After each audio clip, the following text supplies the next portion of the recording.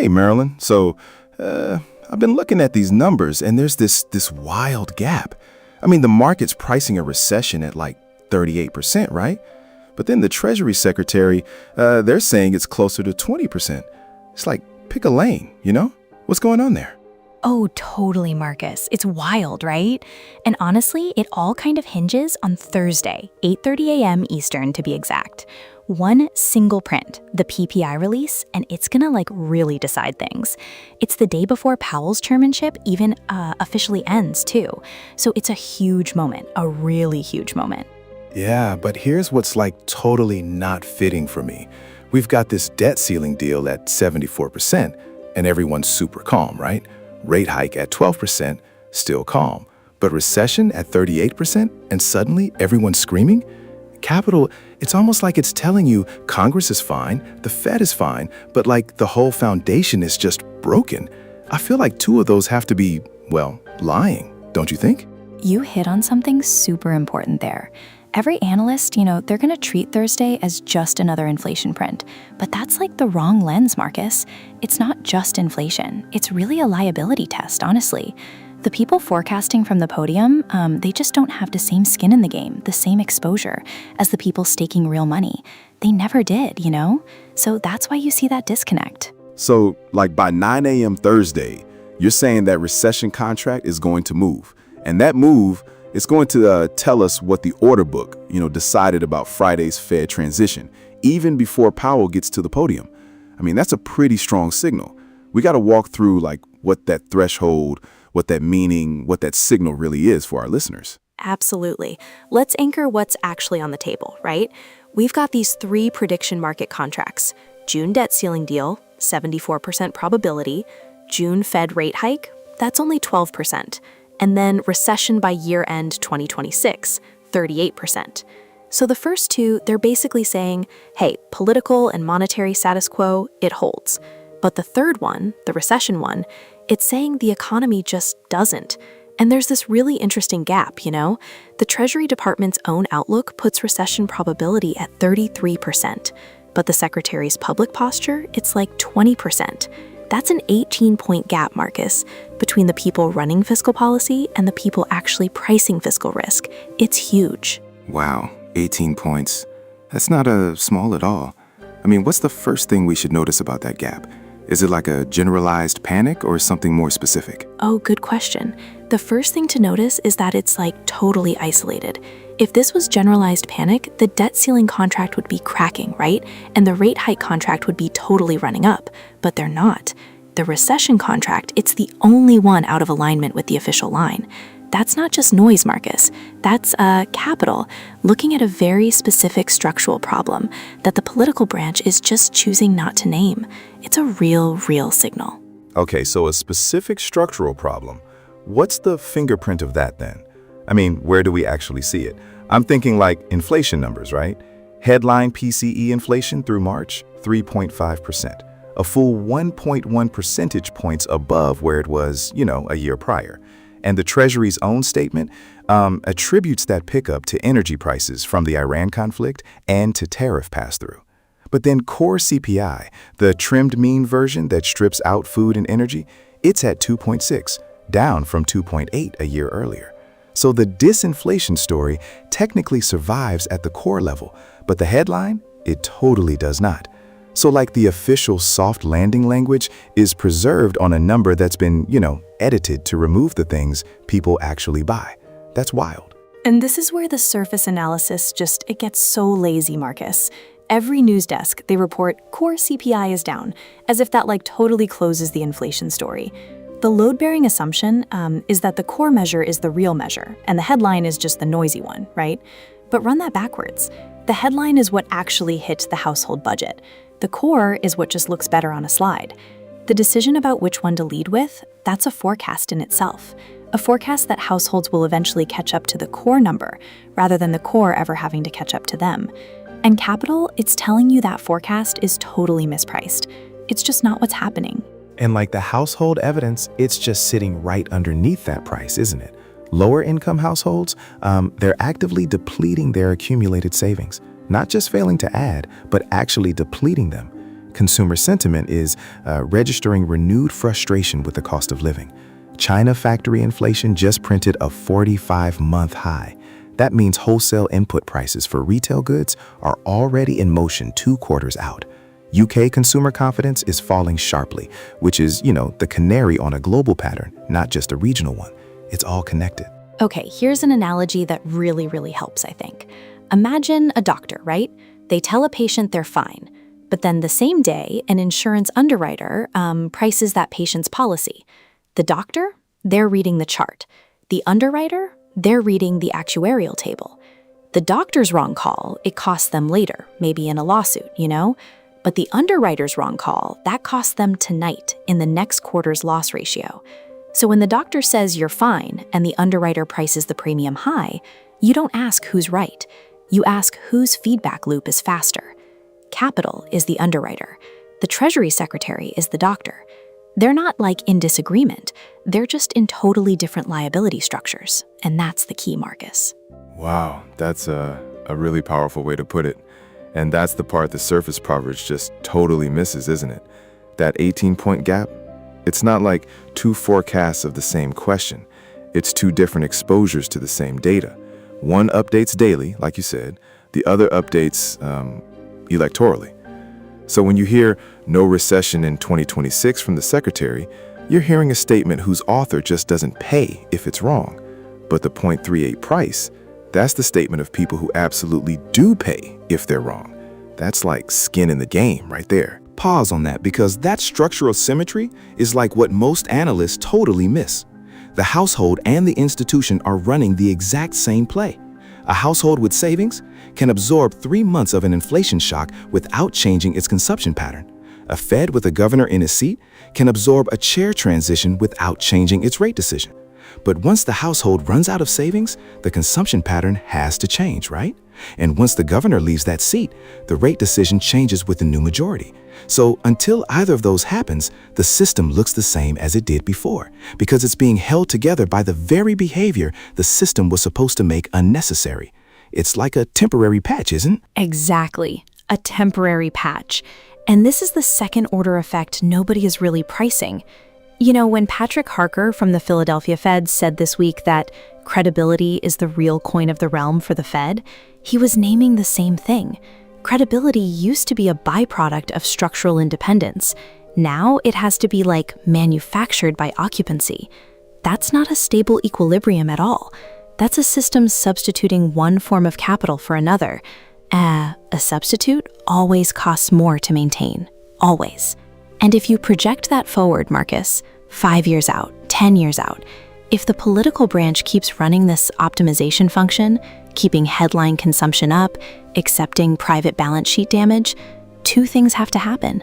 The household savings cohort just runs out. And the institutional figures currently occupying constraint roles, they just age out. The Powell sitting in his seat in 2026 won't be in it in 2034. And there's no successor to that posture really identified, is there? The pool of governors and chairs willing to take the personal cost of being a hard constraint, subpoenas, investigations, all that stuff, that pool, it shrinks each cycle. So it's not just running out of household reserves, we're also running out of the people who do this job for credibility instead of, for the next appointment. That's pretty sobering. It is, right? And here's a lateral connection that completely changes the analysis. This dynamic, it actually shows up in another field entirely, in counterinsurgency doctrine, of all places, believe it or not. There's a concept in military strategy called presence patrolling. When a force just can't maintain a position by force structure alone, like not enough troops, not enough firepower, not enough kit, it substitutes presence. It literally just shows up. It walks the perimeter. The presence itself, the physical occupancy, it becomes the form security takes. It works, but it works only as long as that patrol can be maintained. The day the patrol stops, the position just collapses. The presence was always just a placeholder for a constraint that had stopped functioning structurally. It's a really stark parallel. Wow, that maps so cleanly onto what we're watching, doesn't it? Powell on the Board of Governors, that's like presence patrolling the Federal Reserve Act. And the Boasberg ruling that quashed the subpoenas in March, that was presence patrolling Article 3. Each judicial intervention, each governor staying in his seat, each institutional figure refusing to take the easy exit. That's the patrol holding the position. It's working. It's working now. But the patrol isn't the constraint itself, is it? The patrol is what you do when the constraint isn't holding on its own. That's like a critical distinction. And the households are running the exact same play, Marcus. Each individual decision to maintain consumption rather than reduce it is a small act of patrol on the macroeconomic position. The aggregate of those decisions is what keeps the soft landing narrative defensible. But the day enough households can't maintain that patrol because the savings are gone, that narrative collapses overnight. Not gradually, overnight, because the equilibrium was never structural in the first place. It was occupancy. So that's a big part of what we're seeing play out here, you know? Wow, so effectively, people are just keeping things going through sheer will, but then you're saying my initial take on the recession contract, that 0.38, might be off? Well, here's the place I want to push, Marcus. Your frame is that the recession contract is the watchable signal. That 9 a.m. Eastern Thursday tells you whether the order book validated the soft landing narrative or violently diverged from it. I want to argue that's exactly the wrong way to read what that price is for. It's like more nuanced than that, you know? Lay it out then. I'm listening. The constitutional question we've been talking about, whether the Federal Reserve Act is treated as a hard boundary by the executive branch or a tunable parameter inside an optimization function, has no market. There is no contract titled "Will External Constraint Hold?" The closest proxy capital has is the recession contract, because the answer to that constraint question would change the rate path, which would change the economic outcome, which would change the recession probability. So the 0.38 price is not a vote on the constraint. It's a derivative of a derivative, Marcus. The order book is trying to price an institutional question through an economic instrument because it has no other instrument. A derivative of a derivative tells you something narrower than you think. It's not the full picture, you know? Steelman the original position then, because I want to hold it. If the recession contract is the only instrument capable of reflecting that institutional question, then it is, by exclusion, the indirect read on it. Whatever moves that contract Thursday is the answer the market gives to the constraint question, even if the buyer and the seller don't know that's what they're answering. The order book is wiser than its participants. They're pricing the consequence. The consequence is downstream of the constraint. Therefore, the price contains the constraint, right? So the 0.38 is real, but it is not what I claimed it was then. The 0.38 is real. The 9 a.m. price Thursday is real. They will tell you something. They will tell you what the order book has decided about the consequences if the constraint fails. They will not tell you whether the constraint is failing. The constraint is failing or holding in courtrooms, and in subpoena rooms, and in the personal decisions of named individuals to absorb personal cost. Those decisions don't have a ticker, you know? Which means the listener walks away with two signals to watch, not just one. The economic signal, the recession contract price Thursday morning, and the institutional signal, the named decisions of named individuals.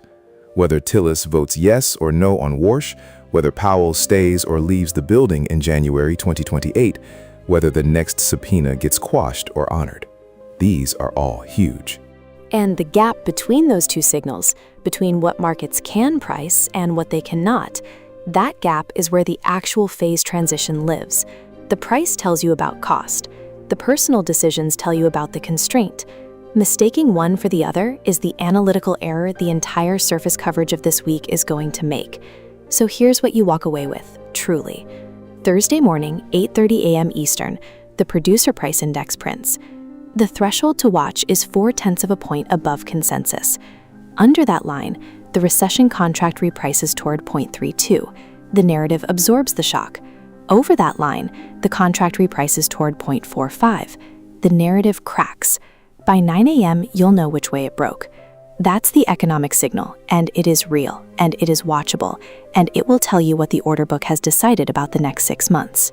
Then watch the second signal, the one that doesn't have a ticker. Senator Tim Scott on the Warsh confirmation schedule, Senator Tillis on the marginal vote now that the investigation is dropped, whether Friday's chair transition produces a clean handoff or a vacancy scenario under Vice Chair Jefferson. None of that prices in real time. All of it determines what the price means. So the economic signal and the institutional signal are not the same signal. The market gives you one, the named individuals give you the other. Watch both. Treat neither as the whole story. And here's the final thought I want to leave you with, Marcus. We talked about households depleting savings to maintain consumption, and we talked about institutional figures occupying their seats to maintain constraint. Both are persistence behaviors. Both substitute individual cost for what a hard rule used to do automatically. The savings will run out. We can model when. The institutional figures will leave their seats. We cannot model when, because that decision is personal, and the pool of people willing to absorb the personal cost is not infinite. The day either reserve hits zero, the system reprices, not gradually, overnight. And the question we don't yet know the answer to is which reserve runs out first. That's the real question. Sources, rebrand.ly/YHF. Thank you for tuning in to this crucial discussion.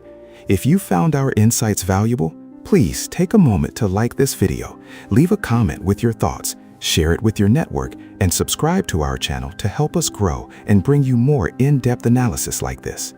Marilyn, that final thought about the two reserves, households and institutions, and which one depletes first, it's incredibly thought-provoking. It really reframes how we should be looking at the economy. Absolutely, Marcus. It moves beyond the immediate market signals and asks us to consider the underlying structural integrity. It's not just about what the numbers say today, but about the sustainability of the behaviors driving those numbers. So, for our listeners, the takeaway isn't just to watch the PPI print on Thursday, but to keep an eye on the bigger picture, the decisions of individuals in power, and the everyday financial realities of households. It's a comprehensive view. Precisely. The market can give us a powerful read on the near-term consequences, but the long-term phase transition hinges on these deeper, less quantifiable factors. Understanding that distinction is key to navigating what comes next. A fantastic point to end on for today. We'll continue to track these signals and their implications in